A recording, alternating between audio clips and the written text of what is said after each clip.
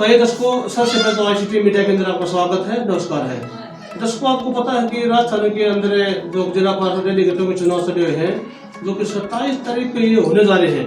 तो आपको पता है कि हम दिन प्रतिदिन आपको एक न एक डेलीगेट से या जिला पार्षदों से मिलाने जा रहे हैं। और आज हम ग्राम पंचायत गोदा के अंदर पहुंचे हैं, जो कि राजस्थान सूरजपुर तहसील के अंदर ये गाँव पड़ता है, जिला झुंझुनू के अंदर। तो हमारे साथ जो कैंडिडेट हैं वो भूपेंद्र सिंह हमारे मौजूद हैं, हमारे साथ जुड़े हुए हैं। और जो कैंडिडेट मैन है वो रितु कंवर जी हैं, वाई भूपेंद्र सिंह। तो हम आपके सामने उनसे बातें करेंगे, वो किस मुद्दे को लेकर ये चुनाव लड़ने जा रहे हैं, क्या उनका मकसद है, क्या आगे का विकास है, उनको जानते हैं। तो सर जी, आइए, सबसे पहले तो आपका हमारा मीडिया के अंदर स्वागत है आपका। धन्यवाद सर।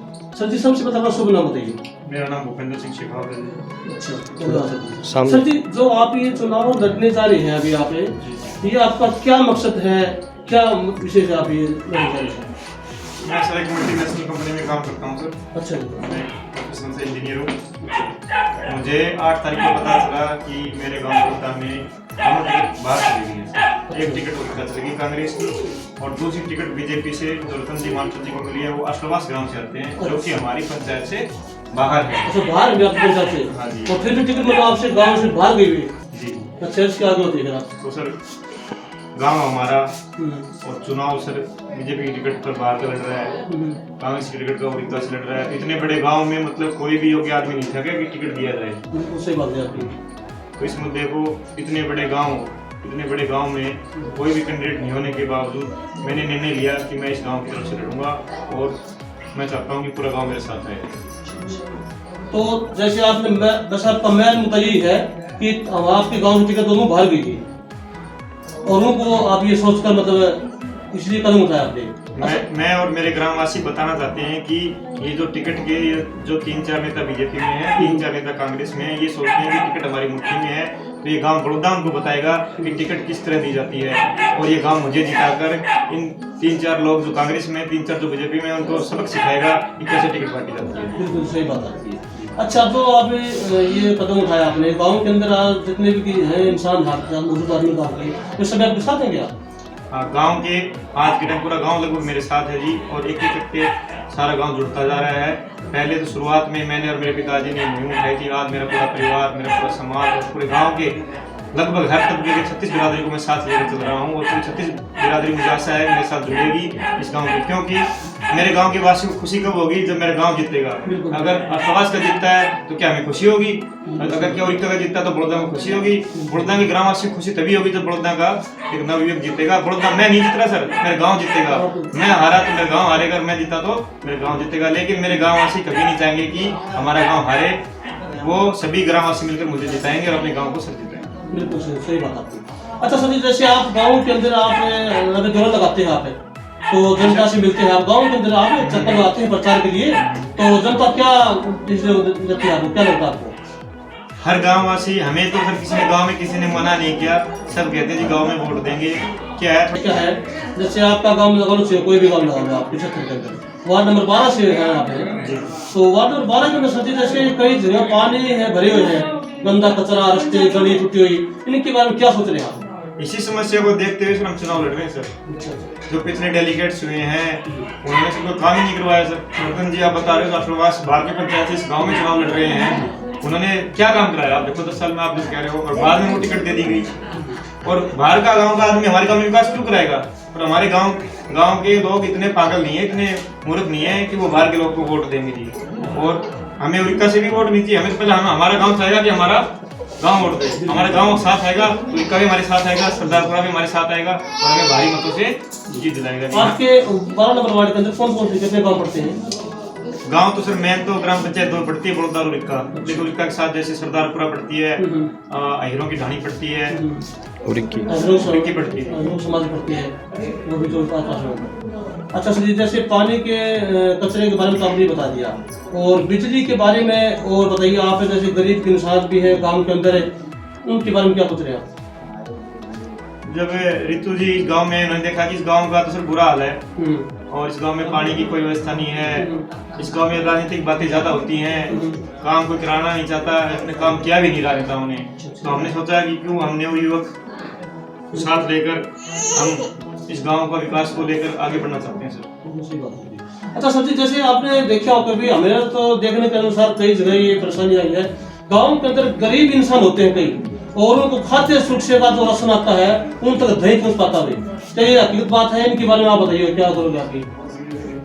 सर अभी तो हम आगे इस बात पर सर मंथन करेंगे, कह नहीं सकते क्या है, लेकिन अगर जनता की राय ली जाएगी इस बारे में, अगर घपला है तो हम उसकी पूरे जोर आवाज उठाएंगे जी, उनके खिलाफ बिल्कुल आवाज उठाएंगे, कोई भी हो चाहे वो। सही बात है। तो सर जी चलो, ये तो धन्यवाद है। तो दर्शकों, ये भूपेंद्र सिंह आपके सामने बैठे हैं और इनकी दिल की भावना आप तक ये आवाज पहुंच रही है, क्या इनके दिल के अंदर है, क्या करने वाले हैं, तो विजय है या क्या करना है वो आपके हाथ में है, वो देखना आपने है जी।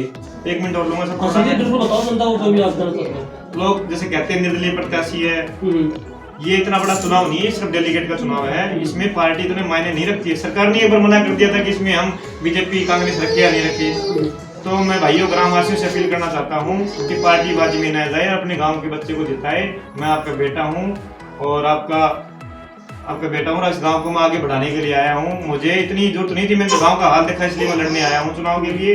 और मैं चाहता हूँ कि निर्दलीय प्रत्याशी अगर जीत के आता है, मैं जीत के जाता हूँ, तो मैं सभी गाँव वासियों के सामने अगर मैं जीतता हूँ तो सभी ग्रामवासियों से राय लूंगा, उनके बिना पक्ष में कोई काम नहीं करूंगा।